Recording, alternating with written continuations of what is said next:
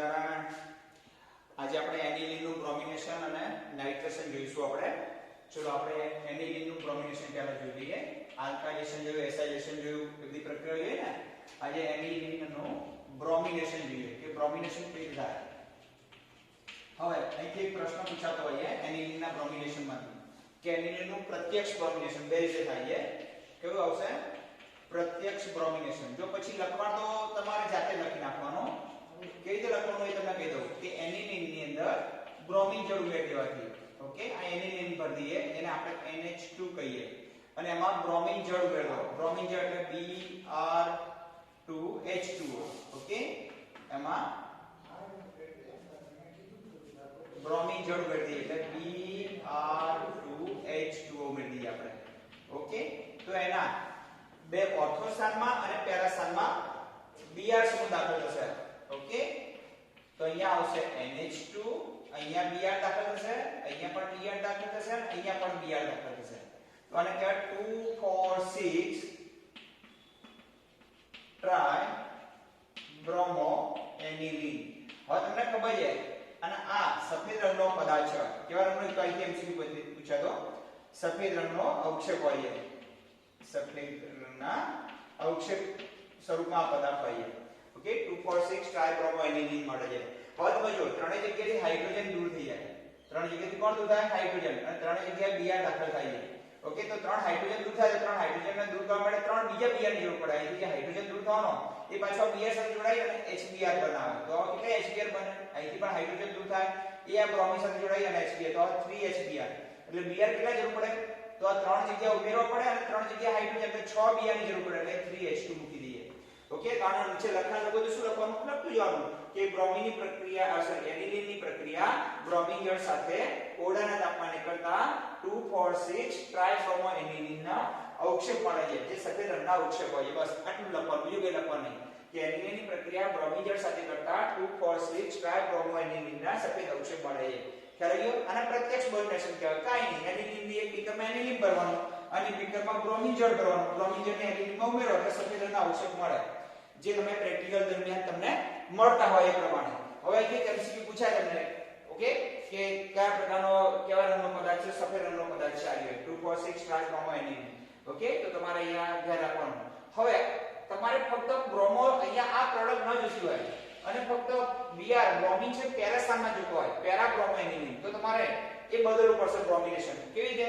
તો તમારે એના માટે પહેલા કારણ કે NH2 સમૂહ સક્રિય સમૂહ છે, એને આપણે દૂર કરવો પડે. ફક્ત પેરા સ્થાનમાં જોતું હોય તો અહીંયા તમારે એનિલીનની પ્રક્રિયા ઓકે NH2 ઓકે એસિડિક એન્હાઇડ્રાઇડ સાથે કરવાની. એસિટાઇલેશન કરવાનું. આગળ ભણી ગયા ને આપણે CH3CO ટ્રાઇઓ પિરિડીન ઉદ્દીપકની હાજરીમાં. ક્યાં ભણી ગયા આપણે પ્રક્રિયા?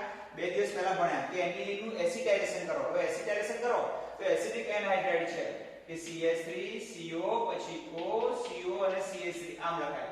તો આ SI સમૂહ એ દાખલ થઈ જશે કોની જગ્યાએ? હાઇડ્રોજનનું વિસ્થાપન કરીને. અહીંથી હાઇડ્રોજન દૂર થશે અને આ સમૂહ છે એ આખો સમૂહ અહીંયા ઉમેરી જશે. તો શું આવશે બોલો? COCH3 ઉમેરી જશે. તો અહીંયા આવશે NHCOCH3 આવશે. જે આટલો ભાગ બાકી રહ્યો ઓકે, એ જે અહીંથી હાઇડ્રોજન છૂટો પડવાનો, અહીંયાથી હાઇડ્રોજન બે હતા, એ કેટલા હાઇડ્રોજન રહ્યા? ખાલી એક જ હાઇડ્રોજન રહ્યો. એ હાઇડ્રોજન સાથે જોડાશે તો -CH3COOH આવશે.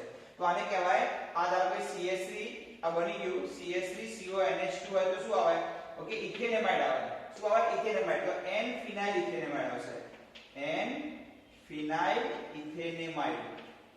ઇથેનેમાઇડ જે એસિટાનિલાઇડ પણ કહેવાય છે. શું કહેવાય છે? એસિટાનિલાઇડ. બોર્ડમાં પૂછ્યું એની પ્રશ્ન, એનું ઉપનામ છે. હવે પછી એનું તમે બ્રોમિનેશન કરો. હવે આ પણ પૂછાયો. Br2 એસિટિક એસિડની હાજરીમાં આ પ્રક્રિયા કરવામાં આવે. CH2 Br શું દાખલ થાય છે.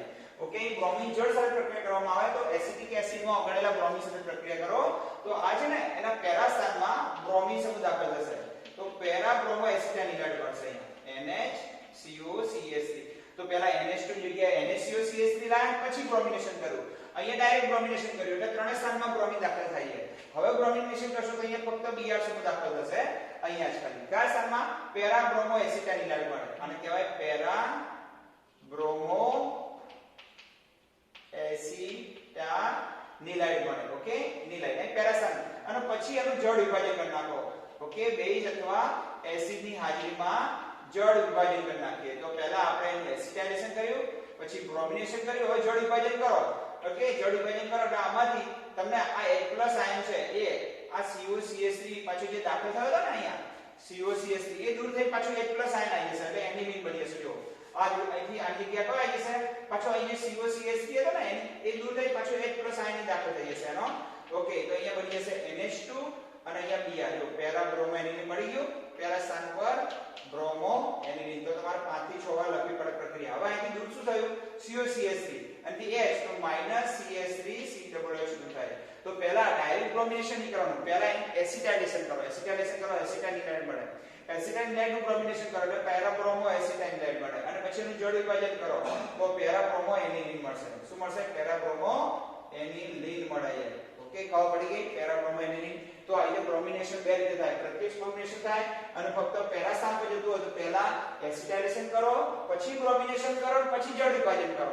પહેલા એસિટાઇલેશન, પછી બ્રોમિનેશન અને પછી જળ વિભાજન. જળ વિભાજન કરો પણ દેખાય છે નહીં જોઈ લો તમને.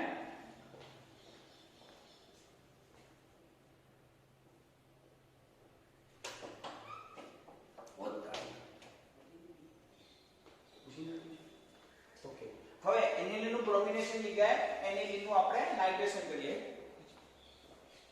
તો ચલો હવે આપણે જોઈએ એનિલિન નું નાઇટ્રેશન જોઈએ. તો આ પણ બે રીતે થશે.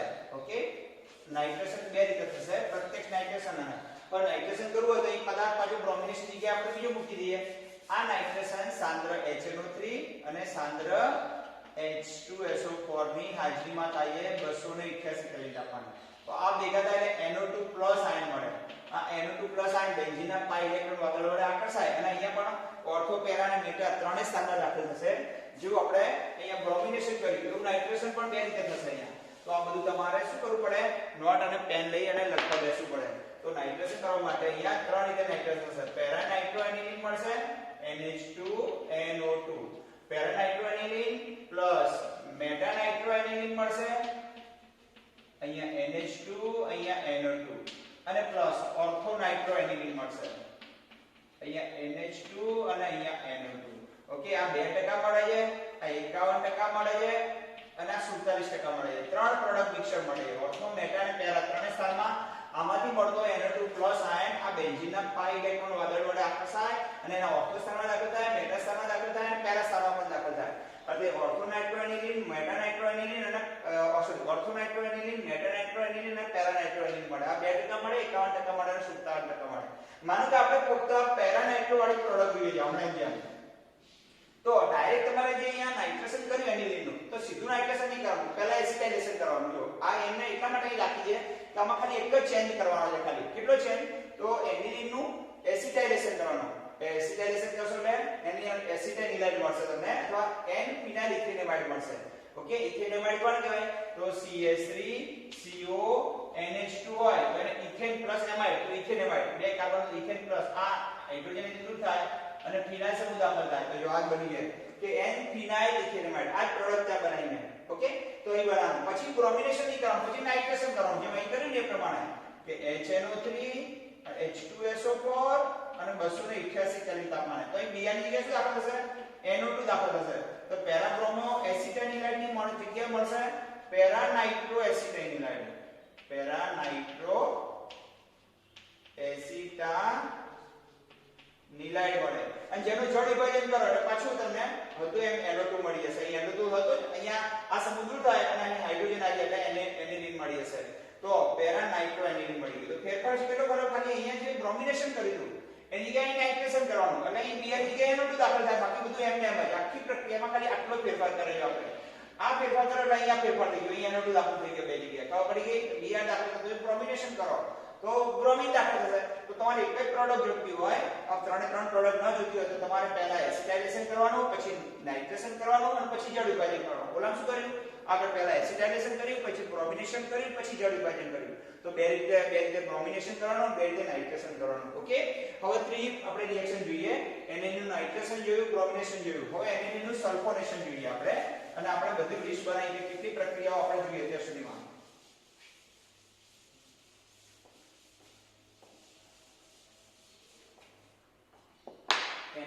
સલ્ફોનેશન.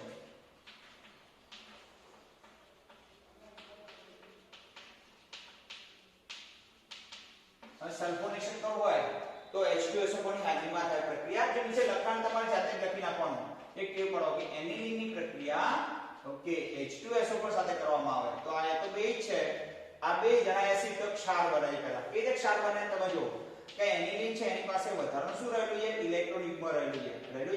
હવે એસિડ માંથી કયો આયન મળે? H+ આયન મળે. હવે H2SO4 છે એમાંથી કયો આયન દાખલ થશે? H+ આયન દાખલ થાય. હવે અમારી H+ જતો રહે દાખલ કરો તો શું આવે?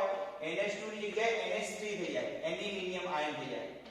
અહીંયા NH2 હતું એની જગ્યાએ NH3+ થઈ ગયું કારણ કે નાઇટ્રોજન હતું. આમાંથી H+ અહીં આવ્યો તો અહીં શું રહી ગયું? આમાંથી H+ અહીં ઉમેરો તો NH2 ની જગ્યાએ NH3+ થઈ જાય. એક H ઉમેરી જાય એટલે 3 થઈ જાય અને વિભાર 0 હતો એટલે પ્લસ થઈ ગયો. અહીં શું રહી જાય? આમાંથી H+ બહાર કાઢો તો એક H ઓછો થઈ જાય HSO4. H2SO4 ની જગ્યાએ HSO4- થઈ જાય. H+ નીકળી જાય એટલે તો અહીંયા આવશે HSO4-. તો એનિલિનિયમ હાઇડ્રોજન સલ્ફેટ બને છે. આને કહેવાય હાઇડ્રોજન સલ્ફેટ. નાટલાને એનિલિનિયમ કહેવાય. તો અહીંયા શું બને છે? એનિલિનિયમ હાઇડ્રોજન સલ્ફેટ મળે છે. ઓકે એને 453 થી 473 કેલ્વિન તાપમાને ગરમ કરો. ઓકે તો અહીંયાથી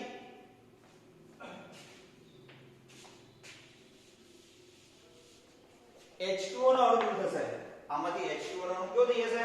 દૂર થશે. હવે અહીં રહેશે શું? જો અહીંથી H અહીં H+ હતો ને એની જગ્યાએ NH2 થઈ જશે અને અહીંયા HSO4 જેમાંથી O અને H નીકળી જશે અહીંયા અને SO3H થઈ જશે. ઓકે શું થઈ જશે? જો SO3H. હવે જો ક્યાંથી H દૂર થયો તમને કીધું. અહીં H3 હતા ખબર છે? એ કેટલા થઈ ગયા? 2 એટલે એક H મળી ગયો આપણને. અહીં HSO4 હતો એટલે SO ની જગ્યાએ 4 હતા એટલે 3 થઈ ગયા એટલે O મળી ગયો. ખબરી અને અહીંયા જે દાખલ થયો અહીંયા જે હાઇડ્રોજન હતો આ સમૂહ જે દાખલ થયો ઉપરથી હાઇડ્રોજન એ હતો ને દરેક જગ્યાએ હાઇડ્રોજન દૂર થયો એટલે આ ત્રણ ભેગા થઈને H2 દૂર થઈ ગયું. ઓકે હવે આ તમને ખબર છે SO3H ને શું કહ્યું? બેન્ઝીન સલ્ફોનિક એસિડ કહેવાય. SO3H ને શું કહેવાય? બેન્ઝીન. અને પેરા સ્થાન પર NH2 એમિનો સમૂહ છે તો para amino benzene sulphonic acid મળે છે. સલ્ફોનિક એસિડ જેને સલ્ફાનિલિક એસિડ પણ કહેવામાં આવે છે. આ બોલો પાછો પૂછી ગયો છે પ્રશ્ન કે સલ્ફાનિલિક એસિડ કોને કહેવાય છે? સલ્ફાનિલિક એસિડ પણ કહેવામાં આવે છે. અને એની અંદર પાછું H+ અહીંથી અહીં જતો રહે ધારો કે તો શું આવે? તો આને જીટર આયન પણ કહેવાય. આવું પણ બની શકે છે અંદર બેલેન્સ સપાયેલું છે. NH3+ બની જાય પાછું અહીંથી H+ અહીં જતો રહે તો અહીં શું રહી જાય પાછું? SO3- રહી જાય કારણ કે આમાંથી H+ કાઢી નાખો. ચલો આમાંથી H+ કાઢી નાખીએ તો એક હાઇડ્રોજન કાઢો એટલે SO3 રહે. SO3H તો એની જગ્યાએ શું રહે? ખાલી SO3 રહે અને એક વીજભારમાં પ્લસ કરવાનો એટલે પ્લસ વીજભાર કાઢી નાખો તો 0 હતો એમાંથી -1 થઈ ગયું. 0 હતો એમાંથી 1 ઘટાડી દો તો કેવું થાય? -1. આમાં H+ ઉમેરી દો તો આમાં H3 થઈ જાય એટલે વીજભાર 0 હતો એની જગ્યાએ +1 થઈ ગયું. તો આને જ્વિટર આયન કહેવાય. કયો આયન કહેવાય? જ્વિટર. પછી લખી નાખો નીચે કે એનિલિનની પ્રક્રિયા સાંદ્ર H2SO4 સાથે કરતા એનિલિનિયમ હાઇડ્રોજન સલ્ફેટ મળે છે જેને 453 થી 473 કેલ્વિન તાપમાને ગરમ કરતા પેરામિનો બેન્ઝીન સલ્ફોનિક એસિડ મળે છે જેને સલ્ફાનિલિક એસિડ તરીકે પણ ઓળખાય છે અને એમાંથી જ્વિટર આયન પાછું બની અને સંતુલન સ્થપાયેલું હોય. તો મિત્રો આજે સલ્ફોનેશન જોયું, ઓકે નાઇટ્રેશન જોયું અને બ્રોમિનેશન જોયું એનિલિનનું. અને ગઈ વખતે આપણે જોયું હતું આલ્કાઇલેશન, એસાઇલેશન જોયું હતું. ખ્યાલ આવી ગયો? એ સિવાય કાર્બાઇડ એમાઇડ કસોટી જોઈ હતી અને બેન્ઝીન સલ્ફર અને ક્લોર સાથેની પ્રક્રિયા. કુલ 6-7 પ્રક્રિયાઓ આપણે એનિલિનની જોઈ. હવે છેલ્લો પાર્ટ બાકી છે ત્યાર પછી ચલાવી દઉં. ઓકે.